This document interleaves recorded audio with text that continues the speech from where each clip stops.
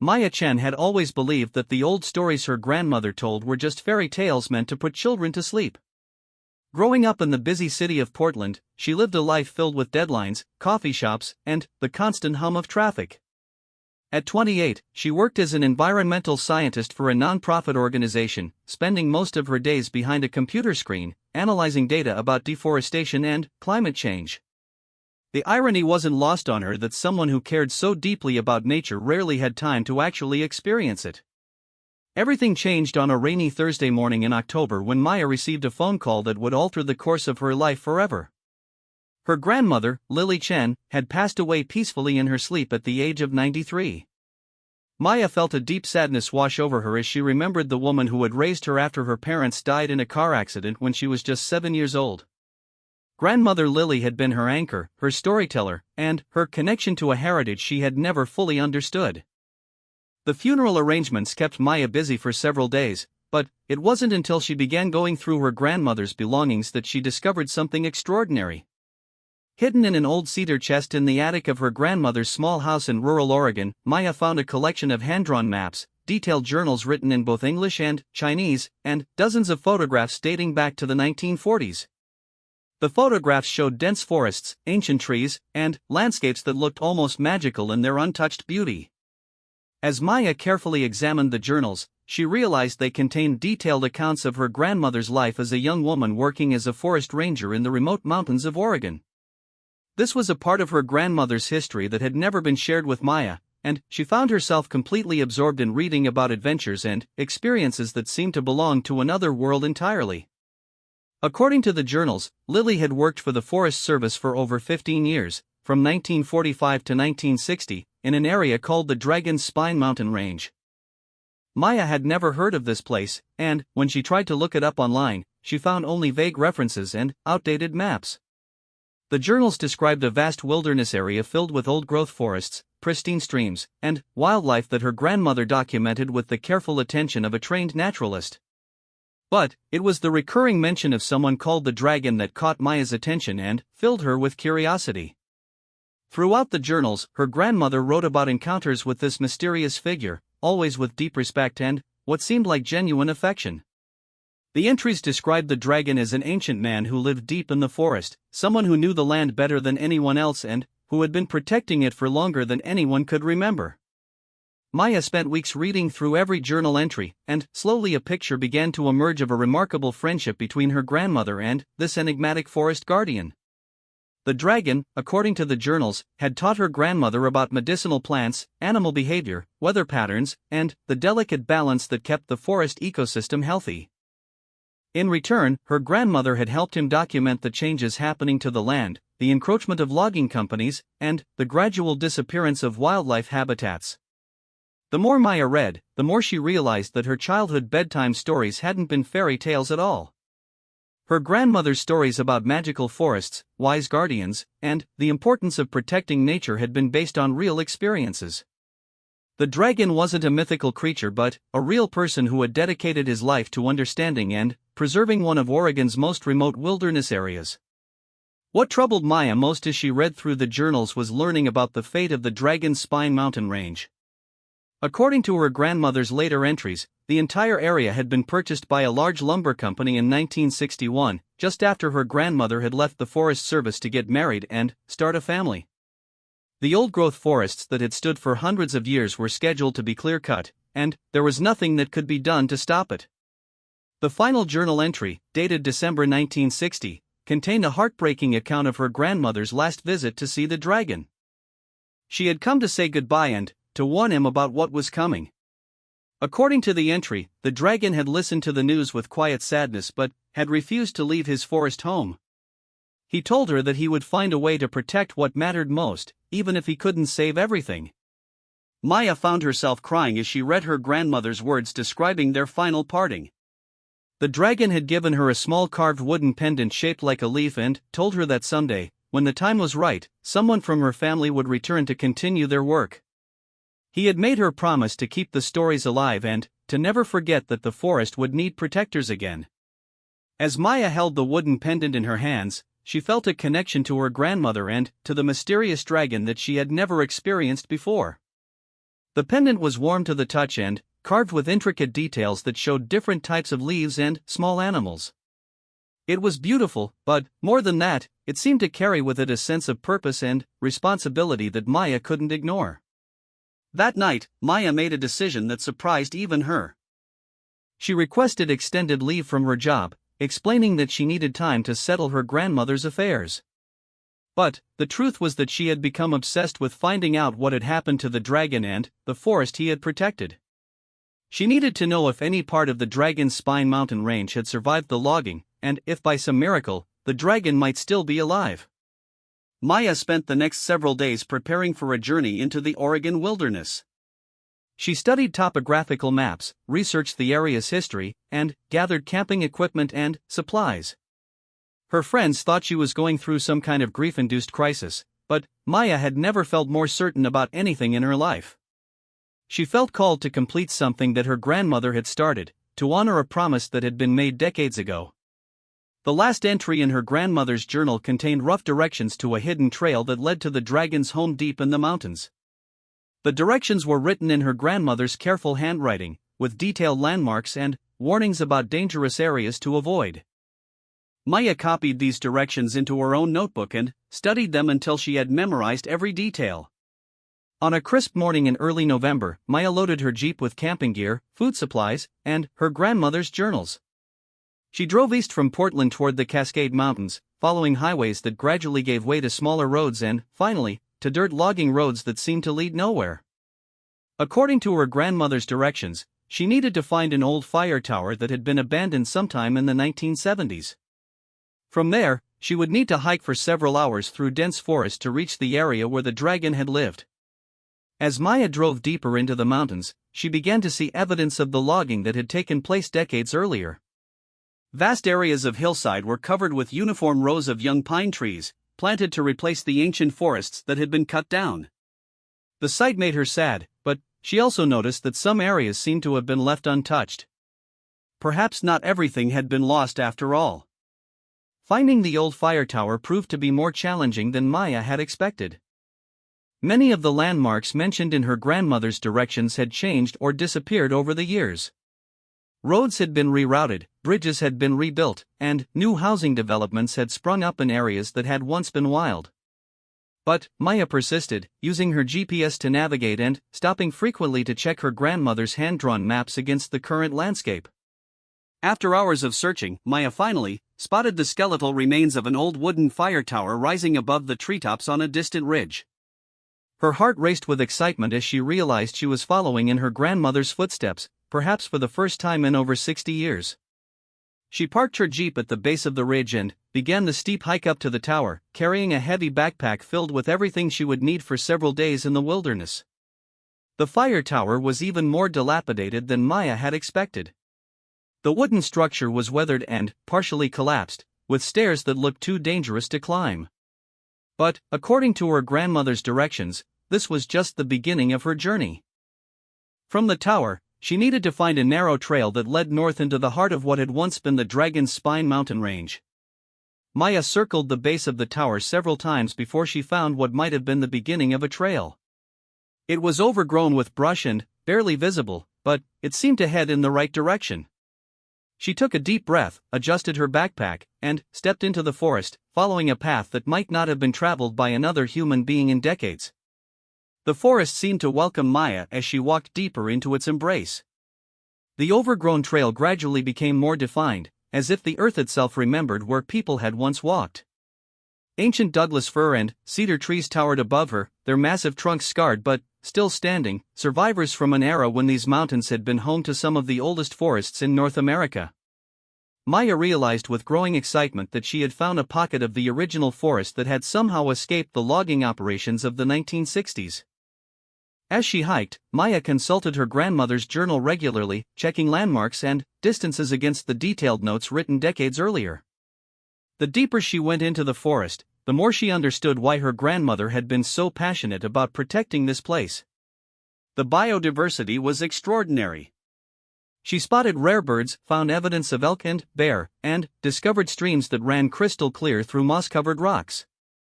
This was what Oregon had looked like before development, before roads, before the endless march of progress that had consumed so much wilderness. After hiking for nearly 6 hours, Maya came to a small clearing beside a mountain stream where her grandmother's directions indicated she should set up camp. According to the journal, this was still several hours away from the dragon's home, but it was a safe place to spend the night. Maya was grateful for the rest, as her city-soft muscles were already protesting the unaccustomed exercise of hiking with a heavy pack through difficult terrain. As she set up her tent and prepared a simple dinner over her camping stove, Maya found herself thinking about what she hoped to accomplish on this journey. In her more rational moments, she knew that the dragon was almost certainly dead. If he had been an adult in the 1940s, he would be well over 100 years old by now. But something deeper than logic had driven her into these mountains, a feeling that there were still secrets to be discovered and promises to be kept. That night, Maya slept more soundly than she had in weeks, lulled by the sound of running water and the whisper of wind through the trees. She woke before dawn to find that a light mist had settled over the clearing, giving everything a magical, otherworldly quality. After a quick breakfast and a careful repacking of her gear, she continued following her grandmother's directions deeper into the heart of the forest. The trail became increasingly difficult to follow as the morning progressed. Several times, Maya had to backtrack when she realized she had lost the path entirely. But each time, she managed to find her way back by carefully reading the landscape and comparing it to her grandmother's detailed descriptions. She began to appreciate the skill it must have taken to navigate this wilderness without modern GPS or detailed topographical maps. Around midday, Maya came to a natural rock formation that matched perfectly with a sketch in her grandmother's journal. According to the directions, she needed to climb over this rocky outcrop and then descend into a hidden valley on the other side. The climb was challenging, requiring her to use both hands and feet to navigate the steep, uneven surface. But when she finally reached the top and looked down into the valley below, Maya gasped in amazement at what she saw. The hidden valley was like stepping back in time thousands of years. Enormous old-growth trees created a natural cathedral, their branches interlacing high above to form a green canopy that filtered the sunlight into soft, golden beams. The forest floor was carpeted with ferns and moss, and Maya could hear the sound of water trickling somewhere nearby. But what captured her attention most was the clear evidence that someone had lived in this valley for a very long time. Scattered throughout the valley were signs of human habitation that had been carefully integrated into the natural environment. Maya could see what appeared to be small terraced gardens, primitive but effective water management systems, and structures that seemed to be built into the hillsides and tree trunks themselves. Everything was overgrown and partially reclaimed by nature, but the underlying organization and intelligence of the design was still visible. Maya made her way carefully down into the valley, following what seemed to be the remains of a well-worn path. As she explored, she began to understand that she was looking at the remnants of a sophisticated homestead that had been designed to coexist with the forest rather than dominate it. Whoever had lived here had possessed an incredible understanding of ecology and sustainable living practices. Near the center of the valley, Maya discovered the remains of what had obviously been the main dwelling. Built into a natural depression between several large boulders and partially covered by the roots of an enormous cedar tree, the structure was almost invisible until you were standing directly in front of it. Maya could see that it had been constructed using only materials found in the forest, stone, wood, and clay, but built with a level of craftsmanship that spoke of decades of patient work. As she explored the dwelling more closely, Maya realized that someone had lived here much more recently than the 1960s. She found evidence of solar panels that had been installed sometime in the 1990s, along with a sophisticated rainwater collection system and what appeared to be a small workshop filled with hand tools and carved wooden objects. Everything was dusty and showed signs of not having been used for several years, but it was clear that the dragon's home had been occupied well into the 21st century. Maya spent the rest of the afternoon exploring the valley and trying to piece together the story of its inhabitant. She found extensive gardens that had been allowed to return to wilderness, but which still showed evidence of careful planning and management. There were fruit trees, nut trees, and what had obviously been vegetable gardens designed to work with the natural water flow and soil conditions of the valley. In the workshop area, Maya discovered something that made her heart race with excitement. Hanging on a wooden peg near the entrance was a jacket that looked exactly like the one her grandmother had described the dragon wearing in her journals. It was made of hand-woven wool and leather, patched and repatched over the years, but still recognizable from her grandmother's detailed descriptions written decades earlier. As the sun began to set, casting long shadows through the valley, Maya heard a sound that made her freeze in place.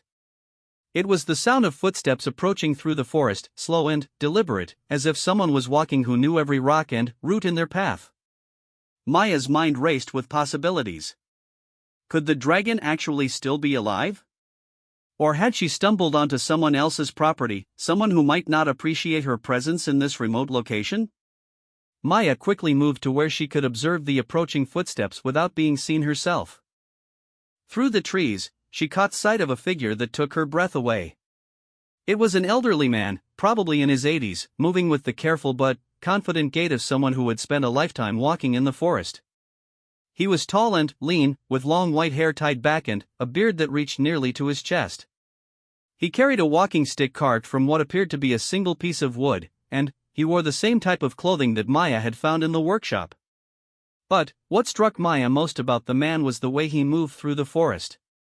He walked as if he belonged there completely, as if he was as much a part of the landscape as the trees themselves. Birds didn't fly away as he approached, and Maya noticed that he paused frequently to examine plants or listen to sounds that she couldn't even detect. Maya watched, hardly daring to breathe, as the man made his way to the old dwelling. He moved around the area with obvious familiarity, checking various things that Maya couldn't identify from her hiding place. After several minutes, he stopped and turned in her direction, as if he had known all along that she was there. "You can come out now," he said in a voice that carried clearly through the quiet valley. "I've been expecting someone from the Chun family for quite some time." Maya's heart pounded as she realized that this man knew who she was, or at least why she was there. Slowly, she emerged from behind the tree where she had been hiding and walked toward him, feeling as if she was stepping into one of her grandmother's stories. The man studied her carefully as she approached, and Maya could see that his eyes were a remarkable shade of green, the color of deep forest shadows. Despite his age, he stood straight and strong, and there was an intensity to his gaze that made Maya feel as if he could see straight through to her soul. "You have Lily's eyes," he said finally, and Maya felt a chill run down her spine as she realized that this man had indeed known her grandmother. "And you're carrying her pendant." Maya looked down at the carved wooden pendant that she wore around her neck, the one her grandmother had received as a farewell gift all those years ago. She had worn it every day since finding it in the cedar chest, feeling somehow that it connected her to the mission that had brought her into these mountains. "You're the dragon," Maya said, and it wasn't really a question. The man smiled, and Maya could see decades of kindness and wisdom in his expression. "Some people have called me that over the years. My actual name is Marcus Williams, though I haven't used it much in recent decades. Your grandmother was one of the few people who knew both my names." Maya felt tears beginning to form in her eyes as she realized that she had actually found him, this legendary figure from her grandmother's stories who had dedicated his life to protecting the forest. "I thought you might be dead," she said honestly. "I thought I was too late." Marcus laughed, a sound like wind chimes in a gentle breeze. "Not dead yet, though I'm certainly getting close. I'm 91 years old, and I've been waiting for someone from your family to come back for almost 20 years now." I was beginning to think that Lily's granddaughter had forgotten all about the old stories. "I never forgot," Maya said quickly. "I just never understood that they were real. It wasn't until I found her journals after she died that I learned the truth about this place and about you." Marcus nodded, as if this made perfect sense to him. Lily was wise to wait. You needed to come here by choice, not out of obligation. And you needed to be old enough to understand what you were seeing and what it might mean for your own life. As the last light of day faded from the valley, Marcus invited Maya to share his simple evening meal. He led her to a small area near the dwelling where he had built a fire pit surrounded by smooth stones. As he prepared food over the fire, he began to tell Maya the story of his life in the forest and how he had managed to survive and protect this hidden valley for more than 80 years. Marcus Williams had come to the Dragon's Spine mountain range as a young man in 1943, fresh out of college with a degree in forestry and a burning passion to protect America's remaining wilderness. He had been hired by the Forest Service to conduct biological surveys in the remote areas of Oregon, work that required him to spend months at a time alone in the mountains, documenting wildlife populations and forest health. "I was supposed to be out here for just one summer," Marcus told Maya as they sat by the fire, sharing a meal of wild salmon, foraged greens, and bread he had baked in a small clay oven. "But the more time I spent in these mountains, the more I realized that this forest was something special, something that needed a full-time guardian rather than just occasional visits from government scientists." Marcus had grown up during the Great Depression, and his childhood had been marked by poverty and the environmental disasters that swept across the American Midwest during the 1930s. He had seen firsthand what happened when people lost their connection to the land, when short-term economic thinking led to long-term ecological catastrophe. When he found the hidden valley in the Dragon's Spine Range, he decided to dedicate his life to making sure that at least this small piece of wilderness would survive intact. "I started spending longer periods in the mountains," Marcus continued. "At first, the Forest Service was happy to have me doing such detailed documentation. But, eventually, they began to question whether I was getting too attached to a specific area instead of maintaining the scientific objectivity they wanted." The tension between Marcus and his supervisors had come to a head in 1947, when the Forest Service ordered him to recommend areas that could be opened up for logging without significantly impacting the ecosystem. Marcus had submitted a report stating that the entire Dragon's Spine Range should be protected as a wilderness area, a recommendation that was ignored by administrators who were under pressure to generate revenue from timber sales. "That's when I realized that working within this system wasn't going to be enough," Marcus said. "If I wanted to protect this forest, I was going to have to find another way." Marcus had resigned from the Forest Service in 1948 and used his life savings to purchase a small parcel of land that included the Hidden Valley.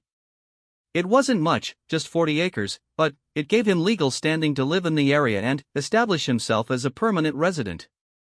Over the following years, he had gradually acquired additional small parcels whenever they became available, eventually building up a holding of nearly 200 acres of private land scattered throughout the mountain range. "The key was to make myself invisible," Marcus explained. "As long as I didn't bother anyone and didn't draw attention to what I was doing, most people were happy to ignore the crazy hermit living in the mountains. I grew my own food, generated my own power, and made a living by selling handcrafted furniture and wooden objects to people in the nearby towns." It was during this period that Marcus had met Maya's grandmother. Lily Chen had been one of the few Forest Service employees who shared his passion for protecting wilderness areas, and she had often sought his advice when conducting her own biological surveys. Their friendship had been based on a shared understanding of the forest's value and a mutual respect for each other's knowledge and dedication. "Your grandmother was the best naturalist I ever worked with," Marcus said with obvious affection. "She could identify bird calls I had never heard, track animals through terrain that would challenge most experienced hunters, and predict weather patterns days in advance just by observing changes in plant behavior. She taught me as much as I taught her." When the lumber company had purchased the Forest Service land surrounding Marcus's property in 1961, both he and Lily had known that the era of protection was coming to an end. The company had clear-cut most of the accessible areas within a few years, leaving only the most remote and difficult terrain untouched. Marcus's Hidden Valley had survived because it was surrounded by steep cliffs and dense forest that made it economically impractical to log. "I watched them destroy 80% of this mountain range in less than 5 years, Marcus said, and Maya could hear the pain in his voice even after all these decades. Forests that had taken centuries to grow, ecosystems that supported hundreds of species of plants and animals, all reduced to stumps and erosion scars in the name of economic progress." But Marcus hadn't given up. Instead, he had spent the following decades working quietly to restore and protect whatever could be saved. He had collected seeds from the destroyed areas and replanted them in suitable locations. He had created wildlife corridors that allowed animals to move between the remaining forest fragments. And he had documented everything he did, creating a detailed record of forest recovery that could be used by future conservationists. "I realized early on that I couldn't save the entire mountain range," Marcus told Maya.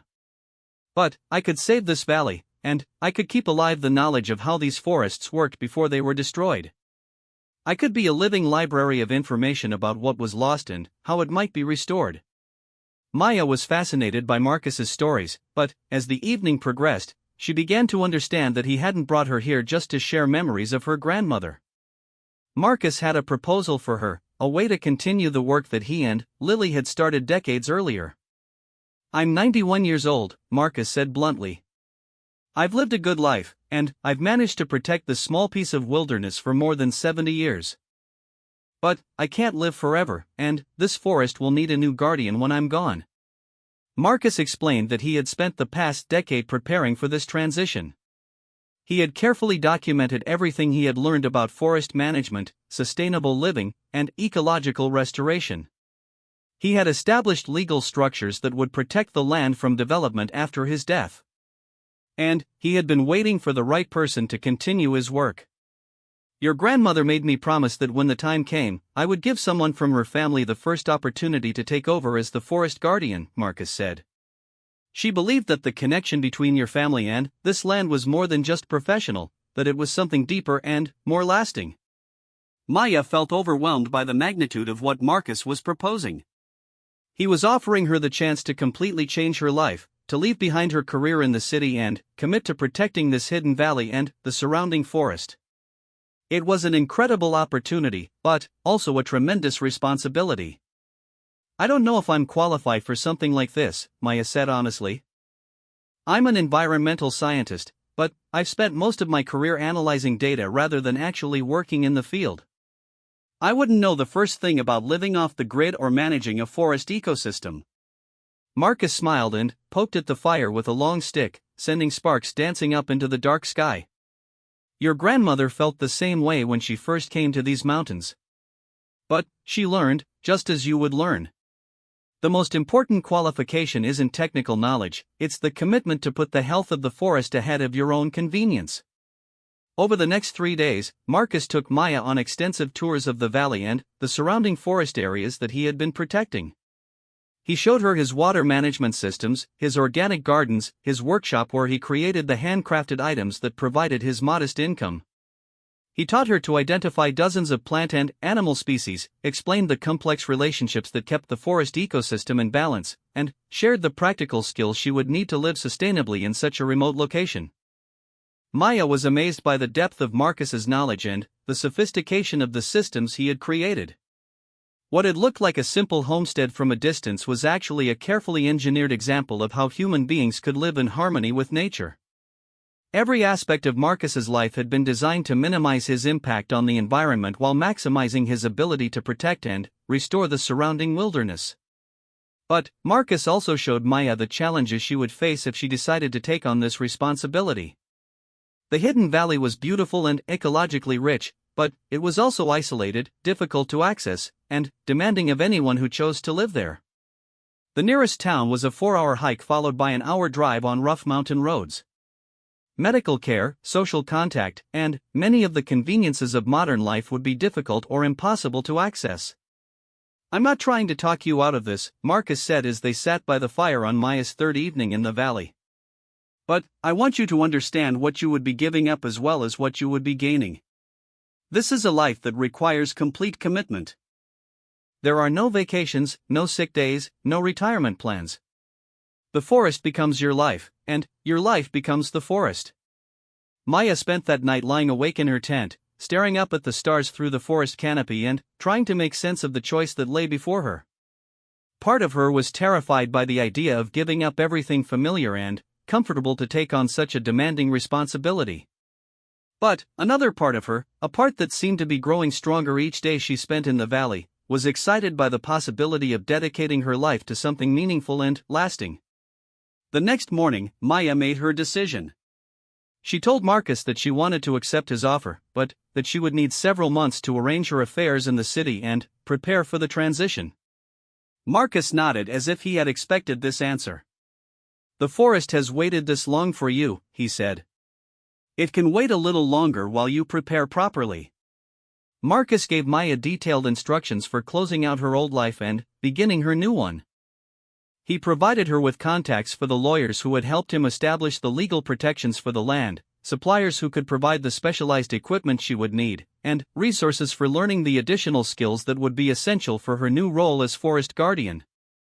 Most importantly, Marcus said as he walked Maya back to the trail that would lead her out of the valley, remember that this work is bigger than any one person.